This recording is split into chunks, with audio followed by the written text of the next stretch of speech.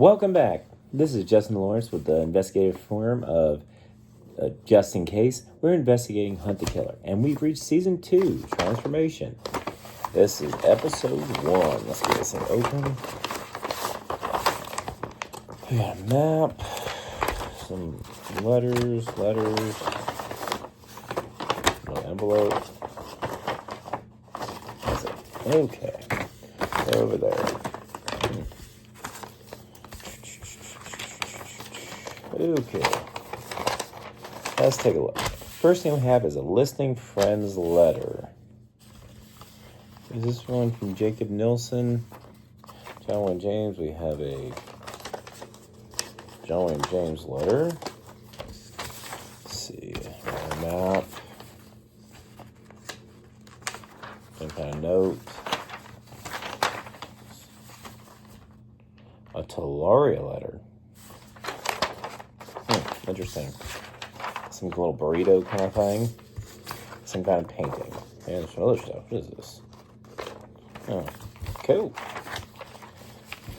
Okay, let's get down to business. Okay, start with Listening Friends of America. Wow, you can totally print this on a laser pointer. Okay. From the desk of Jacob Nilsson. Mr. James, you asked me to join in your sacrament, but I'm not ready. I know you're disappointed, but that doesn't mean I'm not willing to follow you wherever you go. I'll stay by your side, just like I've done since Aaron left.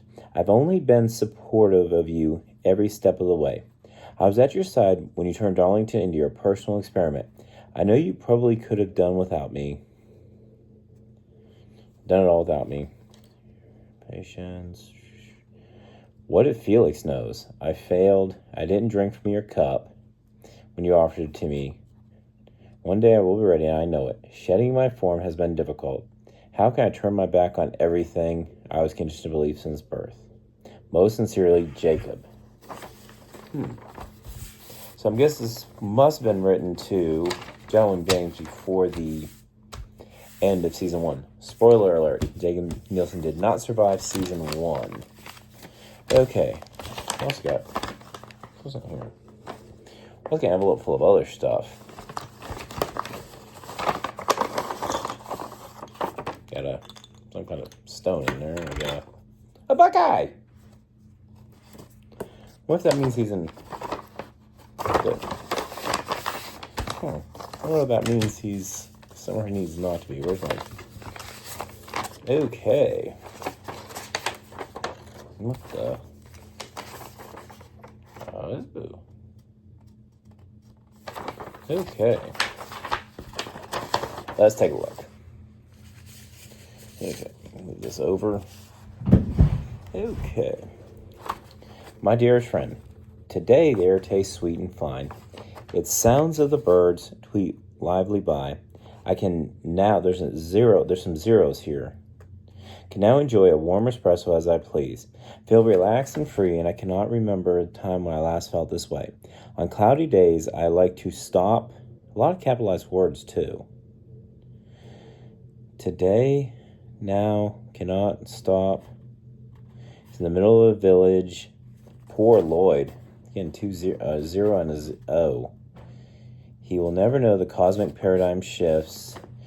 Wrought courtesy bequest of the only companion of his father's inheritance. Only companion of his father's inheritance. I should say Daddy must have felt quite guilty after all he did abandon his boy. I will make out along with new friends. Do not fret. You are still the dearest to my heart. Without you, none of this would be possible. Without you, my story would not be archived for the annals of history. Without you, I could not continue. I will continue. After all, he did abandon his boy. There's a lot of capitalized words and some zeros and ones. I wonder if this is another binary code that I'm supposed to look into. I will check that out in just a minute.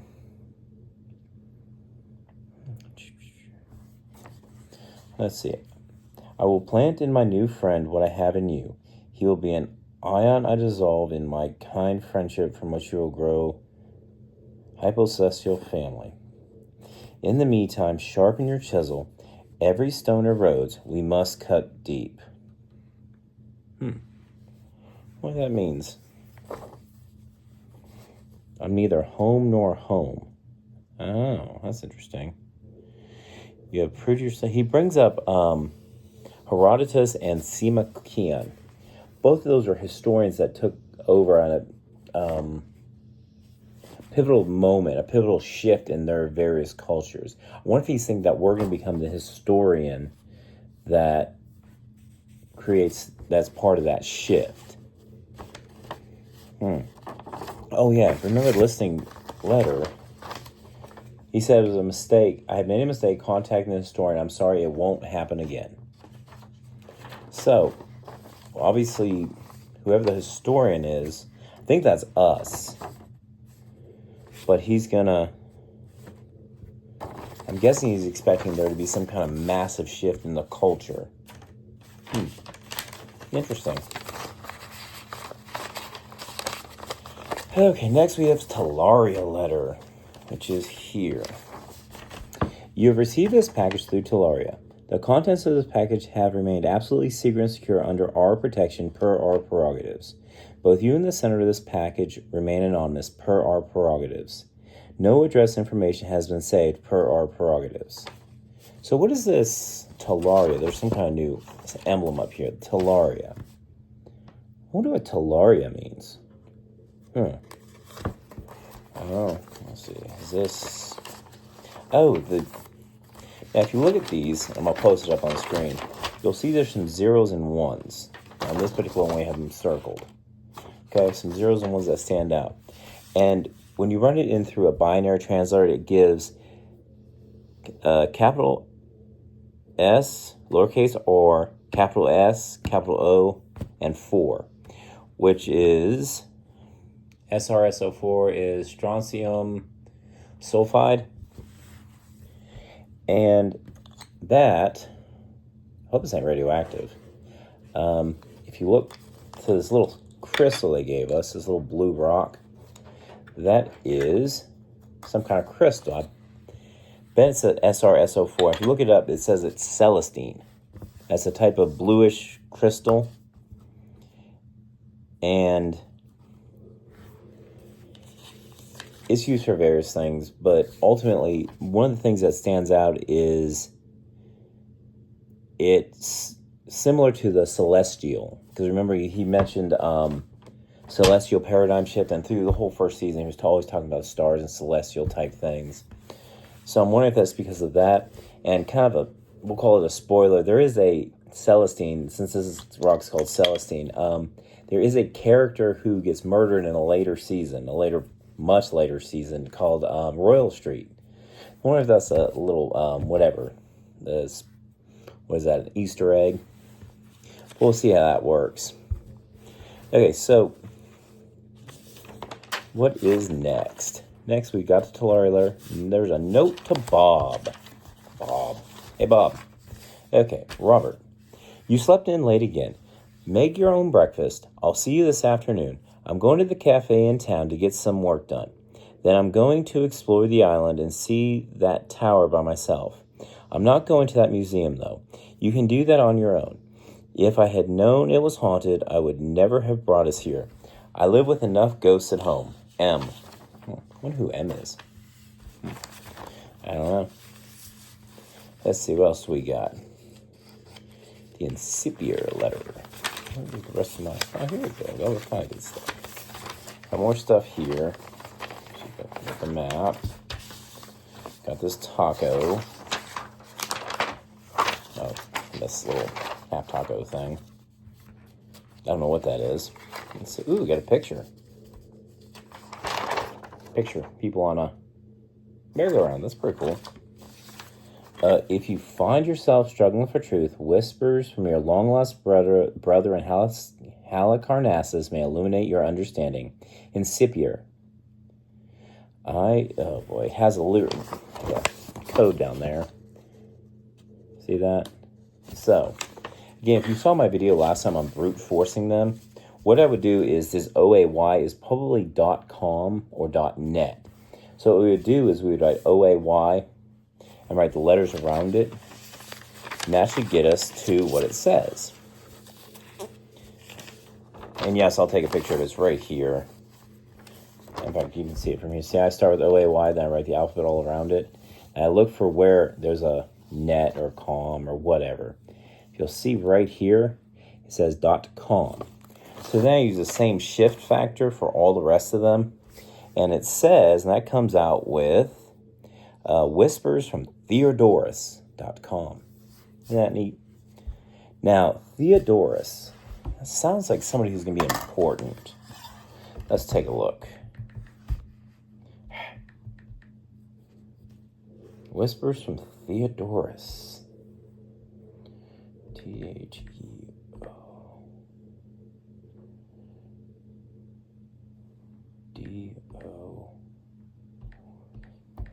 Theodorus.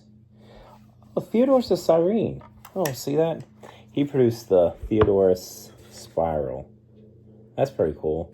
Almost looks like the golden ratio. I wonder if it has something to do with that. Theodorus of Cyrene. He's a great mathematician from about 465 BC. Theodorus of Cyrene is an ancient Greek mathematician. The only first-hand accounts of him survive are 3 of Plato's dialogues. Okay, so he was a mathematician who came up with the Theodorus spiral. So we're going to Whispers from Theodorus and Incipient. Okay. Let's see.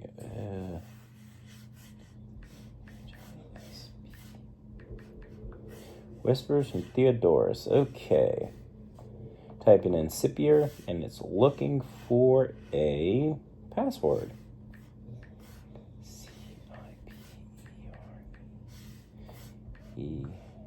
In English. It means begin. So type in begin. Oh, it brings up Whispers. Okay, it brings up this. Whispers from Theodorus. Okay, so let's take a look. Whispers from Theodorus. My friend, you have come in dire need of help.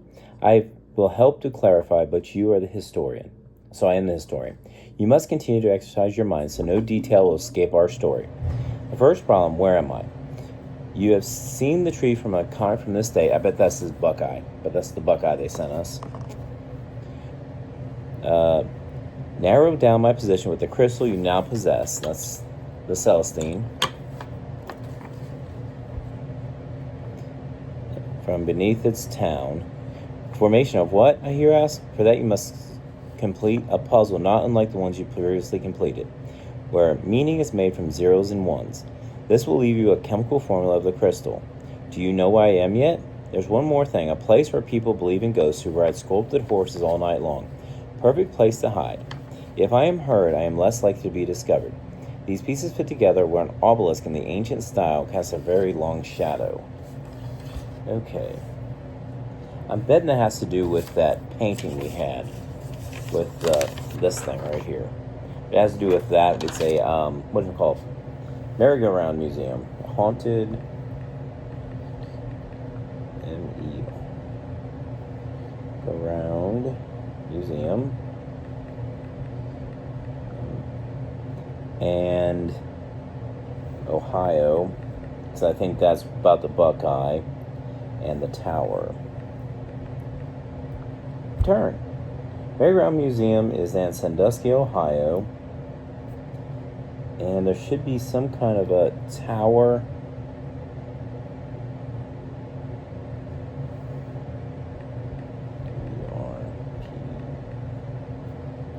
What is this? Okay, so. Oh, there's a tower. Oh. It's a tower on Put-in-Bay, Perry's Victory International Peace Museum. It's a little,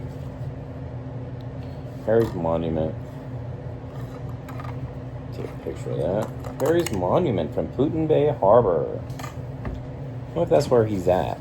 I mean, it would fit everything. Oh, and then we have the that.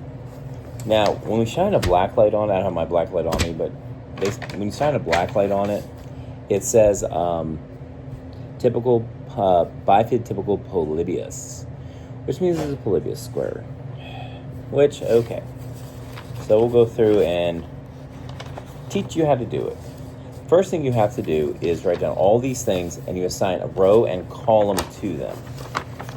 Okay? Now, scribble these down. Each one using the Polybius square over here. That's the typical Polybius square. Okay? So we go a row and column. So like if it's an A, it would be 1, 1, B would be 1, 2, etc., etc. And you put them into these little columns. Okay? Then you shift them. You put them up here so you write all the rows together. So like in this case, as you can see, the where that is, let's see. The ID 80 would be, ID CD. I would be row 2, column 4, row 0, column, or row 1, column 4, etc., etc. So, but then you would find the letter that's at 2, 1. 1, 1 would be your column, so you'd look at row 2, number 1, that would be your new letter, and that's how they're encoding it. Okay, you basically got to reverse it to decode it. So, now, so to undo that, take all these letters and you put the rows and columns like this, okay? And then, because we have 89 characters, as you see here, the first and 90th character, by doing this little thing, going 1, 2, 3, 4, 5, 6, 7, 8, first and 90th character are going to be your first letter. So in this case, it's an A. It's 1 and 4, which is D. Second would be 1 and 5, which would be E. Third would be 1 and 1, which would be A. So it's D, E, A, and the next one would be 4 and 1, which would be deer. So that's your first word is deer. That's how you decode these. And this is all of the columns. There's 1 and this is the first and 90th one, second and 91st, third and 92nd, etc., etc. So it's Dear Bob. Okay? So it ultimately comes, Dear Bob, to free yourself, free your tormentor from her corporeal prison. Do this and join me. Failure is death. So basically, Bob is probably this Robert character that got that letter. He instructed him to free your tormentor from her corporeal prison, which basically makes me think that he wants Robert to kill whoever M is. So could M be his wife, his girlfriend, his mom, I don't know, whoever. That's something we'll have to keep an eye out. We'll probably get an update at some point in this series, whether he survived or failed. Okay. Anything else that we needed to do in this episode? Now, the hardest thing is trying to do this.